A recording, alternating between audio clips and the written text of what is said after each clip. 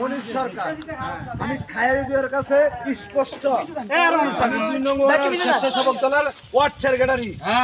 টুকশো gas 15 বছর এই মনীষ সরকার রাজপথে ছিল, রাজপথে আসিল।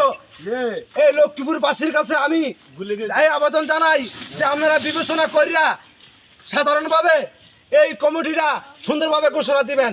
আর কমিটি আমরা মানবো না, মানি না। আমরা চাই নির্বাচন এই বোর্ডের মাধ্যমে আমরা চাই যে মনীষ সরকার প্রমাণ করুক যে মনীষ সরকার কি সভাপতি হয়। যোগ্য নেতা অবৈধ কমিটি অবৈধ কমিটি পকেট কমিটি দিতে হবে, দিয়ে যাও কমিটি দিতে। মনীষ সরকার ভাই আসসালামু আলাইকুম ওয়া রাহমাতুল্লাহ।